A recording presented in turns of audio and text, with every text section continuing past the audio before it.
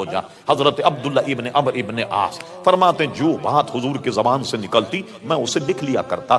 قریش کے کچھ لوگ میرے پاس آئے اور مجھ سے کہا یا عبداللہ تم اپنے نبی کی ہر بات لکھ لیتے ہو، کبھی وہ غصے میں بھی ہوتے کبھی شفقت اور پیار محبت کے عالم، تم تو لکھ لیتے ہو یہ حدیث ہے۔ کیا مطلب تھا ان کا؟ مقصد یہ تھا بتقاضۂ بشریت حضور غصے میں ہو، کوئی بات ایسی کہہ دیں جو خلاف واقع اور تم تو لکھ دو گے کہ یہ حدیث۔ حضرت عبداللہ نے لکھنا موقوف کر دیا۔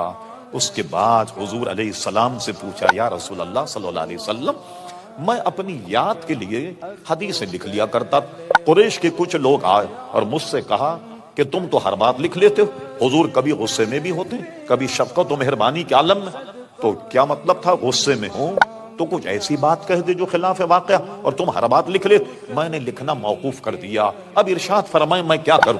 حضور نے ارشاد فرمایا، سنیے، فرمایا یا عبداللہ اپنے دھن کی طرف، ابھی کہتے ہیں اشارہ کیا اپنے زبان کی طرف، یا عبداللہ جو بات یہاں سے نکلے تو اسے لکھ لیا کر، اکتب جو نکلے لکھ لے، قسم خدا کی مجھ پر کیفیت کچھ بھی ہو مگر میری زبان سے سوا حق کے کچھ نہیں نکلتا۔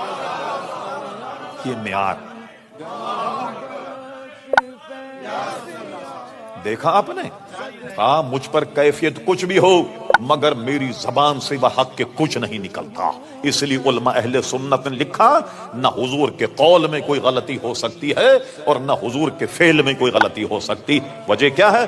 قول رسول کو رب کریم اپنا قول قرار دے رہا اور حضور کے فعل میں اگر کوئی غلطی ہوتی، قرآن کی آیت سنیے پھر یہ نہیں ہوتا، ارشاد باری تعالیٰ قل ان کنتم تحبون اللہ فاتبعونی یحببکم اللہ، تم اگر اللہ سے محبت رکھتے ہو، اللہ کے عزیز اور اللہ کے پسندیدہ، اللہ کے برگزیدہ بندہ بننا چاہتے ہو، حبیب کہہ دو فاتبعونی، وہ میری اتباع کرے، حضور کی اتباع کرے۔ جب حضور کی اتباع کرے یحببکم اللہ، اللہ انہیں اپنا محبوب بنا لے گا۔ اگر حضور کے فعل میں کوئی غلطی ہوتی تو ان کی اطاعت واجب نہیں ہوتی۔ پھر معلوم ہوا نہ فعل میں غلطی ہے نہ قول میں کوئی غلطی ہے۔ کم سے حدیث سے آپ نے سمجھ لیا کہ حضور علیہ الصلوۃ والسلام فرماتے مجھ پر کیفیت کچھ بھی ہو مگر میری زبان سے سوائے حق کے کچھ نہیں نکلتا۔ تو جو بھی حضور ارشاد فرمائے سمجھ لیجیے پتھر کی لکیر ہے۔ اب